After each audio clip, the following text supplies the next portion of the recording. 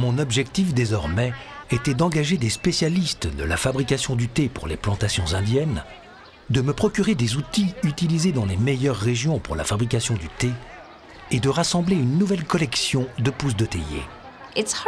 C'est compliqué de trouver des gens qui acceptent de partir loin de chez eux. Et en plus, c'est illégal en Chine. Tous les Chinois sont considérés comme étant la propriété de l'empereur. Les faire sortir de Chine est interdit par la loi. Donc ce qu'ils faisaient était extrêmement dangereux. Dans les années 1830, les Britanniques ont aboli l'esclavage dans tout leur empire et ils commencent à chercher quel autre type de main-d'œuvre ils pourraient exploiter pour assurer la prospérité de l'empire.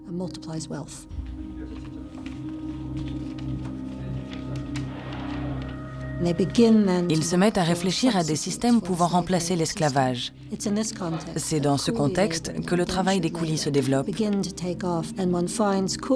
Les coulis indiens ou chinois travaillaient sous des contrats particulièrement coercitifs, mais ils n'étaient pas esclaves en théorie. Ce travail n'était pas qualifié d'esclavage. Un contrat était effectivement signé, même s'il n'était absolument pas équitable. Le fait de faire signer un contrat offrait une sorte d'absolution morale.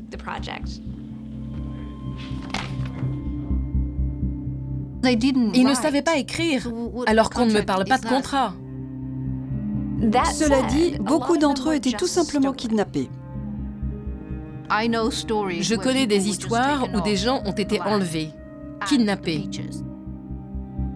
Ils ont été capturés par les Britanniques et ils ont dû travailler pour eux sur leur bateau lorsqu'ils chargeaient des cargaisons le long de la côte, puis partaient vers l'Amérique. Certains ont été débarqués en Jamaïque ou à Trinidad et ils y ont passé le reste de leur vie. C'est pour ça qu'il y a autant de Chinois en Jamaïque, à Trinidad et à la Barbade.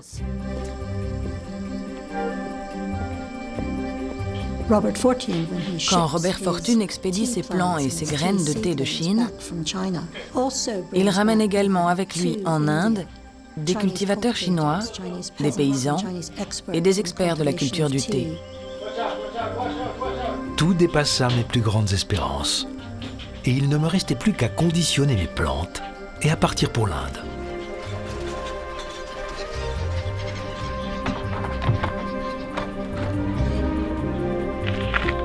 Maintenant que je me suis rendu dans les Wishan et dans de nombreuses régions avoisinantes, que j'ai eu entre mes mains les spécimens de nombreux plants de théier, je suis convaincu que le théier bohéa, originaire des monts Hui, est très proche du Thea viridis, qui provient à l'origine de la même espèce, modifié légèrement par le climat.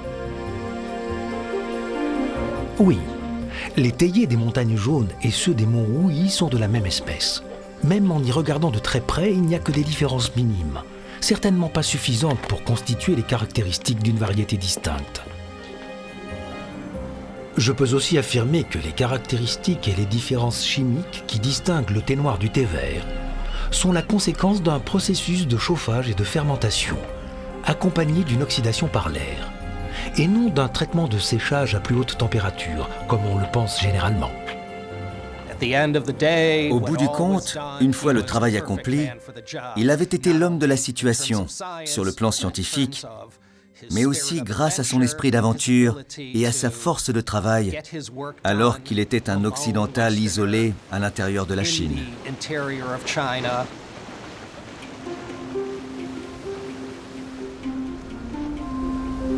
La mousson du nord-ouest soufflait le long des côtes chinoises. Grâce à ces vents, nous naviguâmes toutes voiles dehors et arrivâmes à Calcutta le 15 mars.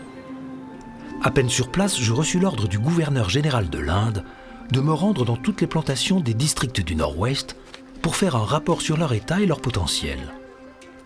Monsieur Lowther, le commissaire qui était en charge des instructions du gouvernement nous concernant, semblait très anxieux. Tout devait être fait pour qu'arrivent rapidement et en sécurité à leur destination, au pied de l'Himalaya, hommes et plantes. En Inde, Fortune a très probablement rencontré des conditions de travail beaucoup plus faciles que celles qu'il avait connues en Chine. Il y avait une administration coloniale importante, de nombreuses personnes parlant anglais et beaucoup d'Indiens qui pouvaient traduire. Et à cette époque, il y avait un vif intérêt pour la culture du thé d'origine locale ou pour l'amélioration des plants de thé indiens à l'aide de plants d'origine chinoise. Le contexte botanique dans lequel il pouvait travailler était vaste. Des jardins botaniques avaient été aménagés à Calcutta et ailleurs depuis la fin du XVIIIe et le début du XIXe siècle. Et puis, il pouvait s'appuyer sur la solide structure de l'Empire.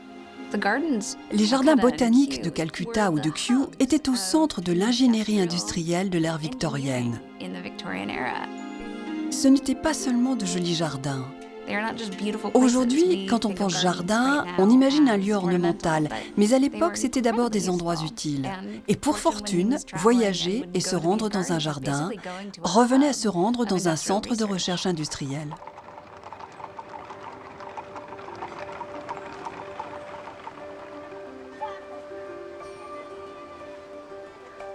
Le 25 mars, je poursuivais mon trajet sur un des petits vapeurs de rivière jusqu'à Allahabad.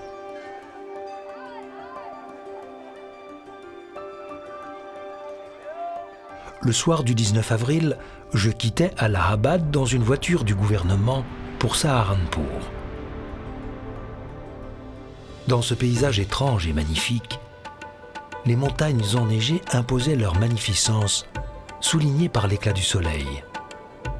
Dire qu'elles dépassaient des nuages suffit à peine à donner une idée de leur grandeur, car mon point de vue était déjà lui-même au-dessus des nuages. Les sommets enneigés semblaient atteindre les cieux et percer le bleu intense du ciel. C'était grand et sublime.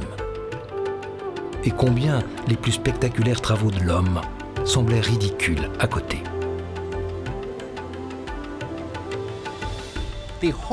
L'idée de faire pousser du thé en Inde n'est pas née avec fortune. Ça existait déjà, et depuis un moment. Mais c'est pour ça qu'on a fait appel à lui, pour faire progresser les choses, pour les amener à un autre niveau. Fortune avait amené de Chine des milliers de semis et de plants de théiers. Désormais, son objectif était de les croiser entre eux et de les cultiver pour améliorer ce qu'on appelait le thé de la jungle, la variété indigène, celle qui poussait dans l'Assam et dans les provinces du Nord-Ouest.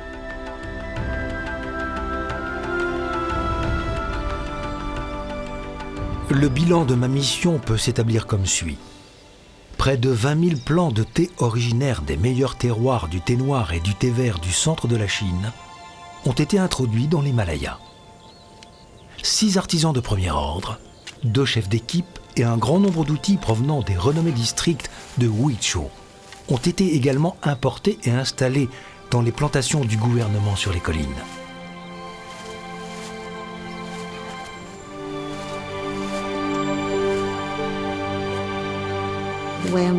La culture du thé et sa transformation, avant sa mise sur le marché, ont amplement bénéficié de l'expertise des Chinois. Au cours des années 1850, la Grande-Bretagne importe du thé indien pour une valeur d'environ 20 000 livres sterling. Dans les années 1920, ce chiffre atteint environ 20 millions de livres sterling. Robert Fortune est à l'origine des plantations modernes de thé hors de Chine. Chaque tasse de thé que vous buvez, c'est grâce à lui d'une certaine manière. Fortune est à l'origine de l'économie mondiale du thé. Et vu la manière dont les plantes se reproduisent, il est fort probable que certains plants aujourd'hui cultivés dans l'Himalaya soient des clones de ceux rapportés par Fortune.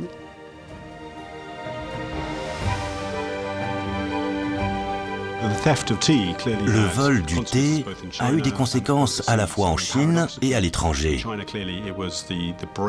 En Chine, la fin du monopole qu'elle détenait jusqu'alors sur le thé a contribué à accentuer le déclin du pays, enclenché depuis le début du XIXe siècle. À la fin, cela a mené à l'émergence du nationalisme chinois et à la chute de la dynastie Qing. Il y a eu des gagnants et des perdants. D'autres pays ont pu devenir producteurs de thé, en Asie du Sud, en Inde, au Sri Lanka, en Afrique et ailleurs dans le monde. Il existe des centaines de thés différents à travers le monde. Plus de 50 pays produisent du thé aujourd'hui.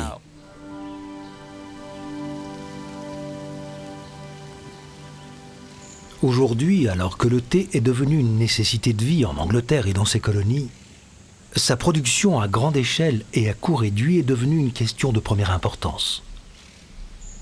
Et pour les habitants de l'Inde, cette production pourrait également avoir un grand intérêt. Pour le moment, les indigènes n'en comprennent pas la valeur. Ils sont aussi dociles que des enfants et vont s'investir dans la culture du thé simplement pour se conformer à l'intérêt du sahib. Mais dans quelques années, les profits qu'ils vont en retirer deviendront une motivation suffisante. Pour l'instant, le pauvre paysan des montagnes gagne péniblement de quoi subvenir aux nécessités de la vie. Mais bientôt, ces profits lui permettront de s'offrir quelques-uns des simples et nécessaires petits luxes de la vie. Et l'instruction des indigènes est un des objectifs que nous devons garder en vue.